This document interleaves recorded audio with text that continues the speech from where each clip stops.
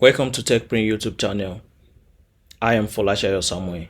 In today's video, we are going to leverage MongoDB Schema validation and Pydantic to enhance data governance, integrity, and consistency. Let's start with MongoDB Schema validation.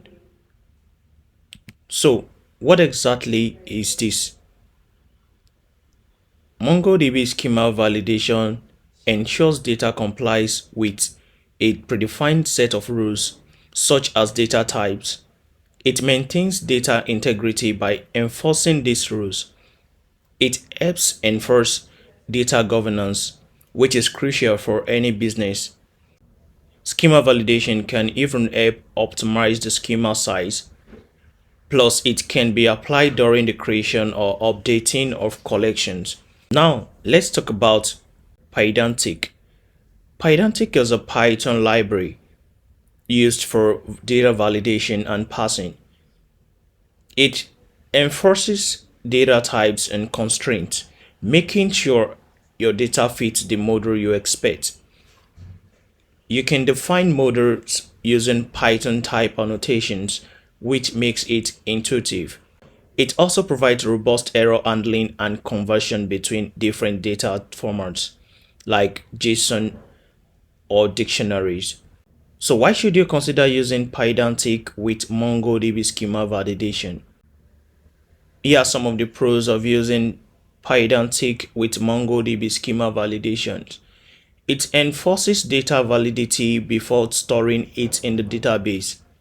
It also ensures code reliability and minimizes errors. It provides double-layer validation for added security and helps maintain data integrity with robust validation mechanisms. Now let's talk about the cons. It can introduce potential overhead in terms of performance. The setup can sometimes be complex, especially for beginners. You might find it to be inflexible in certain scenarios. Before creating our collection with schema validation, we first need to set up our MongoDB environment. Let's do that using Mongosh. Open your terminal like I did and start Mongosh.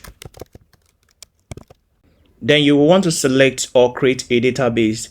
You can do this by running the following command.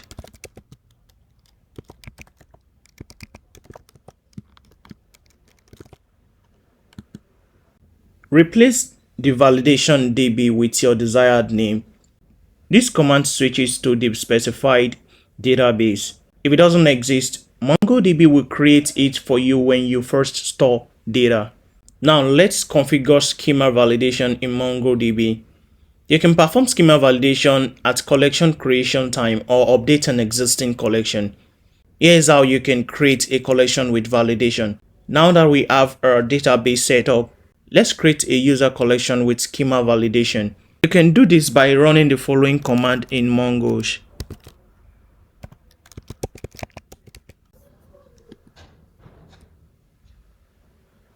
This command creates a collection named users with validation rules to ensure that the name and email fields are required and follow specific format. If you already have a collection, you can update the schema validation using the cold mode command. You successfully update a schema validation using the cold mode command. After applying the schema, try inserting documents to see how the MongoDB enforces the validation rules.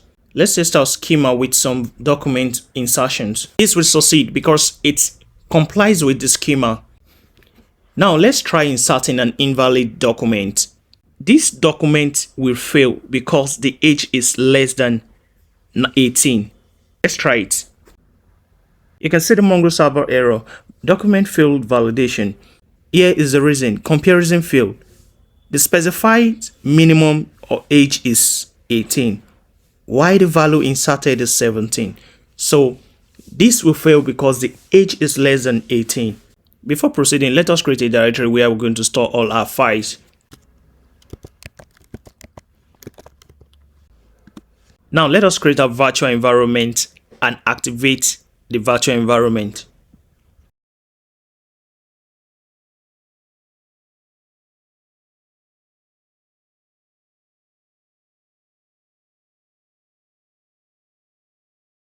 Lastly, let us install all libraries that is going to use in this project.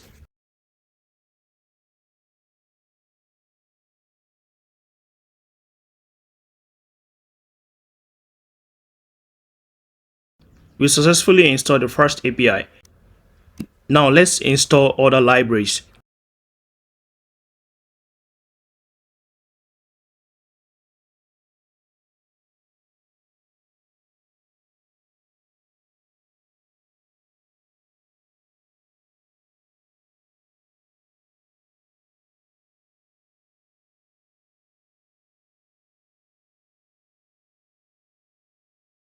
Now we've also successfully installed other libraries.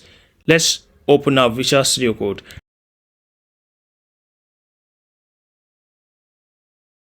In our Visual Studio Code, we are going to create our main file.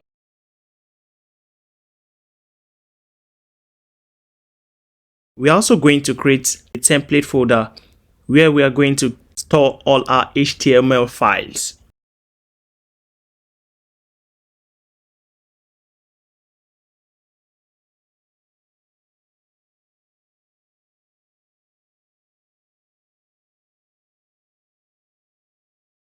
Then we create two HTML files in the template folder. The first file name is form. You can see all our files created here. Let us import all the libraries that are going to be required for this project. Let's create an instance of the FastAPI class and assign it to a variable called app. Now let us define our user module using Pydantic. The next thing to do is to connect to MongoDB asynchronously using Moto. So we've successfully connected to MongoDB asynchronously using Moto. Next, we'll create two main routes in our FastAPI application. The first will serve our form. Now let us set up the post route to handle form submission. We will validate the data using our Pydantic module before saving it to MongoDB. Handling validation errors is crucial. Here's how to structure the code to catch any issues during data submission. Now let's go to our Visual Studio Code to update our code by handling the error graciously. Before we proceed, let us initialize Ginger 2 template rendering.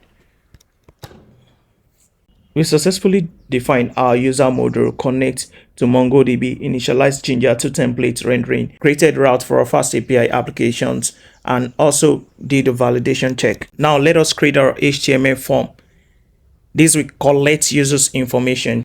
You open the template folder in the HTML form created earlier in our template folder. We are going to create our HTML form, which will be used to collect users' information. Here's the sources template that will display the submitted user details. Now let's go to our Visual Studio Code to implement this.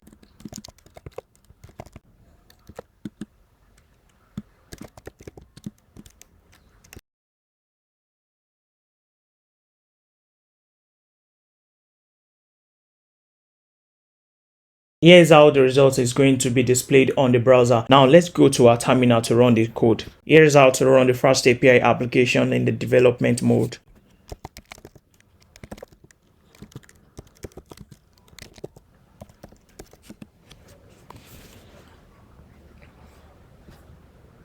Now let us test our app by copying this URL. Now let's input user details. You can see that our form has been submitted successfully. Let's go and input an invalid details. When you try submitting this, it will tell you to fill in this field. Now let's fill our name. You can see that our validation is working successfully.